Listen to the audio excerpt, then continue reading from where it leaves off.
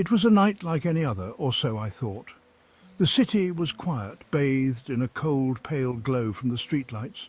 It was late, the kind of late where the usual bustle dies down to a whisper, leaving the streets eerily silent. I was heading home, the familiar path leading me through a small, secluded park, a shortcut I often took without a second thought. I had always found comfort in the solitude of these late walks, a chance to clear my head after a long day, but tonight, the usual comfort eluded me. The park, typically a serene escape, felt disturbingly different. Perhaps it was the accumulated stress of the week, or maybe it was a more primal instinct, a sense that something was amiss. The shadows seemed unnaturally dark.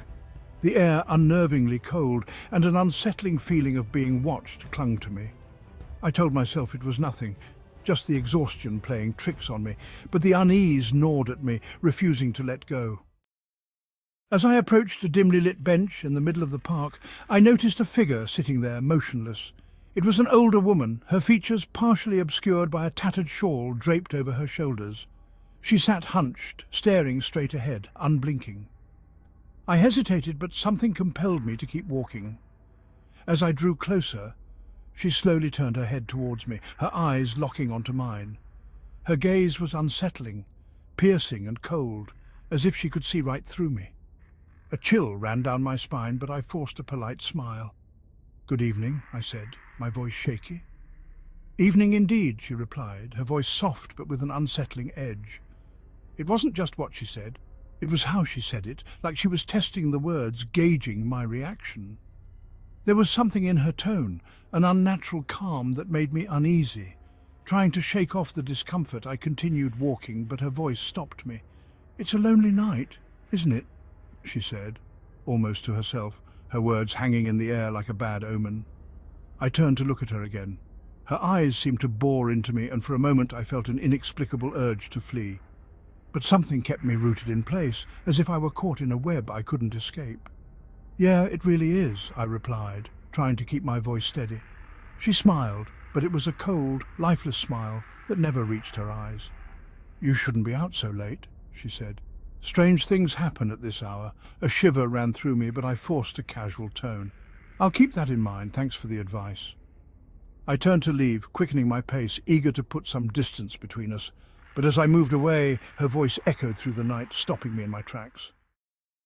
"Wait!" she called out, her tone shifting to something almost desperate. "Please, wait!" Against my better judgment, I stopped and turned around. She was standing now, her frail form trembling slightly as she took a hesitant step towards me. "Can you help me?" she asked, her voice barely above a whisper. Every instinct screamed at me to walk away, but there was something so pitiful in her expression that I couldn't ignore. I hesitated. "What do you need?" I asked cautiously.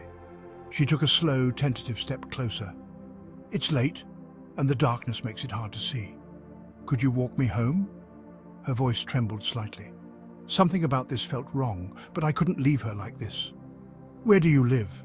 I asked, trying to sound sympathetic despite my apprehension. She pointed in the direction opposite to where I was heading. "Just a few blocks that way," she replied, her voice barely a whisper. Every rational thought told me to decline, but there was a desperation in her eyes that I couldn't ignore. Reluctantly, I nodded. "All right, I'll walk with you." She walked slowly, her steps hesitant. After what felt like an eternity, we reached the edge of the park. The city streets were empty, the buildings looming like silent sentinels. She stopped, looking around with a confused expression. "I thought I knew the way," she murmured, her voice trembling, "but everything looks different at night." A sinking feeling settled in my stomach. "Maybe we should call someone to help you," I suggested, reaching for my phone. "No!" she cried, her voice sharp and panicked as she grabbed my arm with a surprisingly strong grip. Then her tone softened abruptly, almost soothing as she said, "Please, just a little further. I think I remember now." Her sudden outburst startled me, but I nodded, putting my phone away. We continued walking, the night growing colder with each step. Finally, she stopped in front of an old, dilapidated house. It looked abandoned, the windows dark and the paint peeling. "This is it," she said, her voice barely audible. "This is my home." A chill ran down my spine as I stared at the house. "Are you sure?" I asked, my voice shaky. I watched as she walked up to the door, her steps slow and deliberate. She turned to look at me one last time, her eyes filled with an unreadable emotion. "You should go now," she said softly. "It's not safe here." I took a step back, my heart pounding in my chest. "Are you going to be okay?" I asked, my voice barely above a whisper. She nodded again, her expression unreadable. Then, in a commanding voice, she said, "I'll be fine, but you need to leave. Now!" She turned away from me and slowly walked up the creaking steps of the dilapidated house. As the door groaned open, she slipped inside, disappearing into the darkness. For a moment I stood there, staring at the house. Something about the entire encounter felt wrong, deeply wrong. The street was too quiet, the night too still. I forced myself to turn away, eager to put distance between me and that place. My footsteps quickened as I retraced my path through the park. The cold night air felt heavier, almost suffocating, as I finally reached the safety of my apartment building. My hands were trembling as I fumbled for my keys. I leaned against the wall, trying to steady my breath.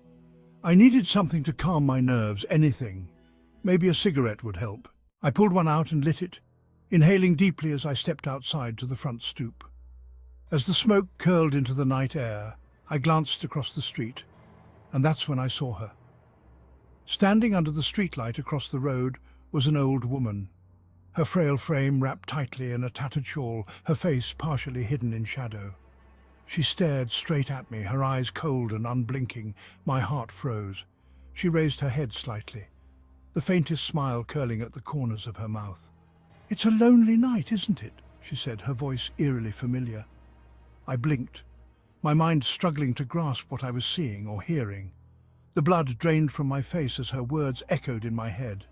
"Huh?" I muttered weakly, disbelief surging through me. Her expression remained unchanged as she spoke again.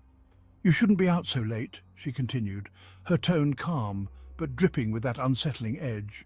Strange things happen at this hour. The streetlight above her flickered, casting her in and out of shadow. For a split second the light dimmed, and in that moment I saw her face clearly. It was the same woman, the same cold eyes, the same lifeless smile. My breath caught in my throat, and I dropped the cigarette, backing away as panic surged through me. I turned and bolted for the door, my heart pounding, terror clawing at my insides.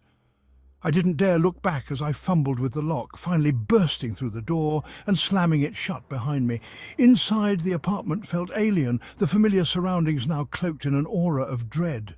I locked the door, deadbolt and all, and slumped against it, trying to make sense of what I'd just seen. But deep down, I knew that woman, whatever she was, hadn't been left behind. She had followed me home. Then, as if in a nightmare, I heard it. A faint rhythmic tapping on the window. My blood ran cold. Slowly I turned to look, my breath catching in my throat. There, on the other side of the glass, was the old woman, her face just inches away, her cold, lifeless eyes staring straight at me. Her lips moved, forming the words that had haunted me all night. "It's a lonely night, isn't it?" My heart pounded in my chest, every beat echoing like a drum in the silence.